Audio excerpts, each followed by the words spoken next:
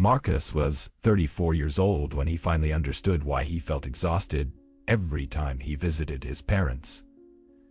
Not physically tired. Something deeper, tired. Something deeper, a weight that settled in his chest the moment he pulled into their driveway and didn't lift until he was miles away, alone in his car. He was a good son, called twice a week, visited every Sunday, helped with repairs, paid some bills, listened to the same stories, the same complaints, the same subtle digs wrapped in concern. You look tired. Are you eating enough? That promotion sounds stressful. Maybe you're not ready for it. We just worry about you being alone, that's all. He'd learned to smile through it, learned to swallow the irritation, learned to tell himself that this was normal, that families were complicated, that love wasn't supposed to be easy. But here's what nobody tells you. Manipulation doesn't always look like screaming or threats.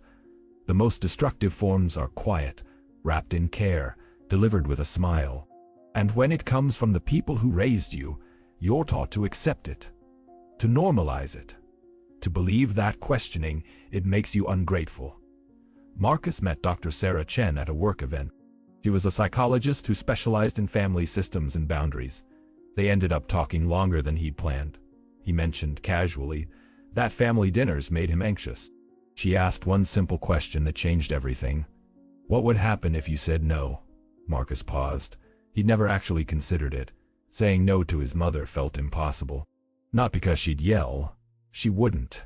She'd go quiet. She'd mention how much she'd prepared.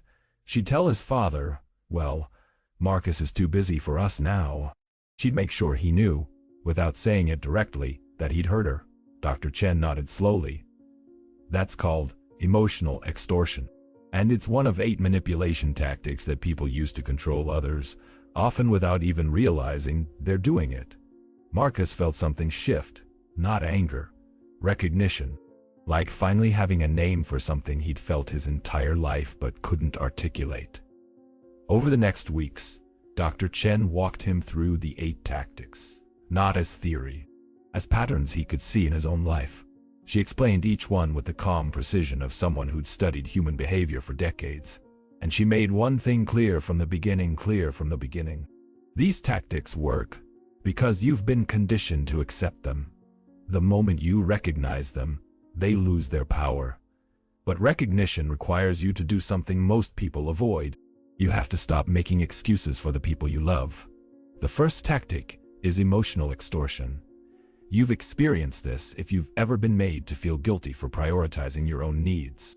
It sounds like, I guess I'll just be alone on my birthday, after everything I've done for you. I'm fine, don't worry about me, delivered with a sigh heavy enough to crush you. The mechanism is simple. They create a crisis. You're the only one who can solve it.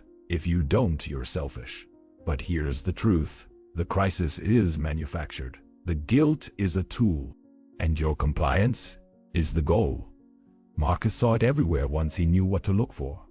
His mother never directly asked for things. She mentioned problems. The lawn is getting so long I don't know how I'll manage it. Your father's been so stressed I wish someone could talk to him. She never demanded. She just created a vacuum of need and waited for Marcus to fill it. The second tactic is gaslighting. This is when your reality is denied, your feelings are dismissed, and your memory is questioned. That never happened. You're too sensitive. I never said that. You're imagining things. Gaslighting doesn't just make you doubt the facts. It makes you doubt yourself.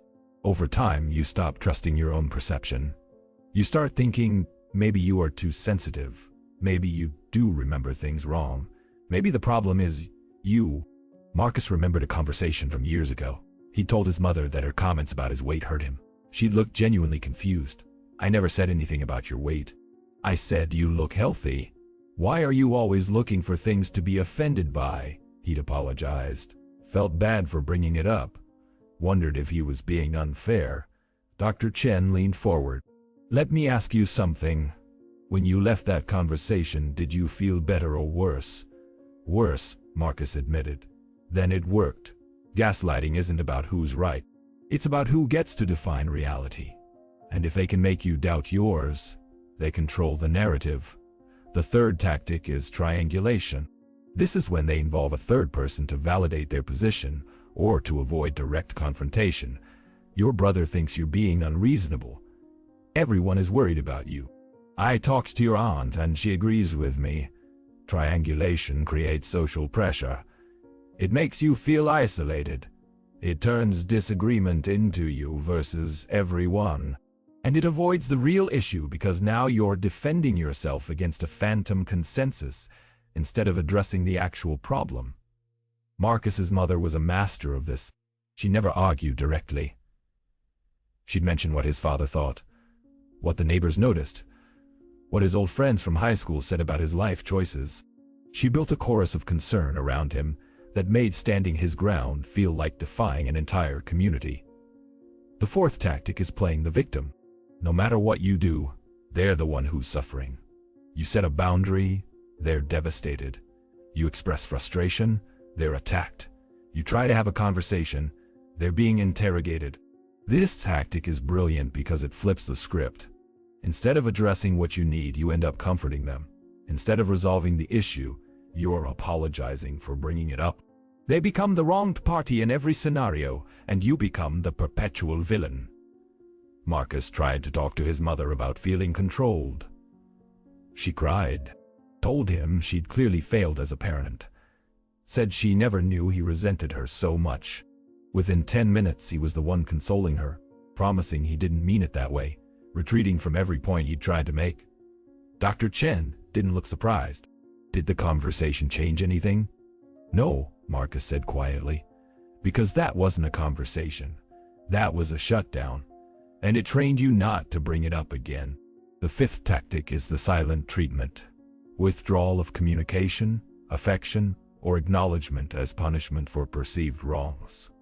It's emotional abandonment used as leverage. It forces you to pursue them, to fix whatever you supposedly broke, to earn your way back into their good graces. The silent treatment works because humans are wired for connection. Being ignored, especially by someone you love, triggers deep fear. You'll do almost anything to end it, and that's the point. It teaches you that expressing your needs has consequences. Marcus had been on the receiving end countless times. Disagreed with his father, got 3 weeks of clipped responses. Missed a Sunday dinner, got radio silence, until he showed up with flowers and apologies. Each time, he learned the lesson. Keep the peace. Don't make waves. Your feelings aren't worth the fallout. The sixth tactic is moving the goalposts. You meet their standards, they raise them. You do what they asked, it's not enough. You prove yourself, they find a new test. This keeps you in a perpetual state of inadequacy. You're always chasing approval that's always just out of reach, and because the target keeps moving, you never realize the game is rigged. You just think you're not good enough yet. Marcus saw it in his career, got his bachelor's degree. His mother said he should have done better in school. Got his master's. She said he should be making more money. Got promoted.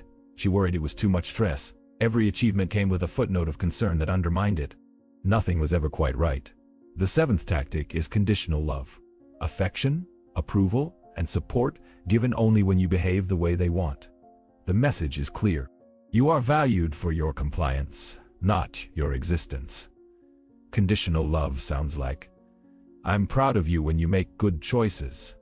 I love seeing you happy, as long as you're being responsible. You know I support you, but the but is the weapon.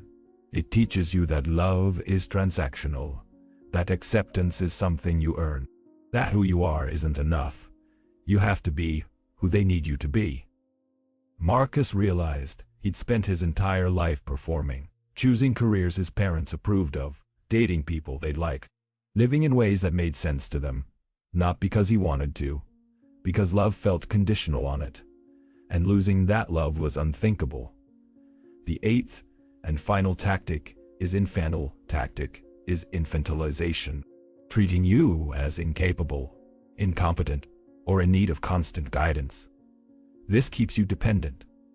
It positions them as the authority and you as the child, regardless of your age or accomplishments. Infantilization sounds like concern. Are you sure you can handle that? Maybe you should ask someone for help. I just don't want you to get overwhelmed. It sounds protective, but it's corrosive. It slowly erodes your confidence in your own judgment. Marcus was 34, had a graduate degree, managed a team of 12 at work, and his mother still asked if he was eating vegetables, getting enough sleep, remembering to pay his bills on time. Not because he'd ever failed at these things, because treating him as competent would mean letting go of control. Dr. Chen handed him a sheet of paper. 8 tactics written out. Definitions, examples, red flags. Here's what you need to understand, she said. People who use these tactics aren't necessarily monsters. Many learn them from their own families. They might genuinely believe they're helping, but intent doesn't erase impact. And recognizing the pattern doesn't make you a bad person. It makes you free. Marcus took the paper home, read it a dozen times, started noticing the tactics in real time. His mother called. Within 5 minutes, she'd used 3. Emotional extortion about feeling forgotten. Infantilization about his health. Triangulation involving his brother's opinion on his job. He felt it differently now. Not as truth, as technique. The next Sunday, he didn't go to dinner. He called his mother, told her calmly that he needed some space to think about what kind of relationship they wanted to have going forward. She reacted exactly as expected. Played the victim. What did I do wrong? Silent treatment. Didn't return his calls for a week. Gaslighting when she finally did. You're acting like I'm some terrible person. I've only ever loved you. Marcus felt the familiar pull. The urge to apologize, to smooth things over, to make her feel better. But he didn't. He sat with the discomfort, reminded himself that her feelings weren't his responsibility, that setting boundaries wasn't cruelty, that he could love her and still refuse to tolerate manipulation. It was one of the hardest things he'd ever done. 3 weeks later, his mother called. Really called.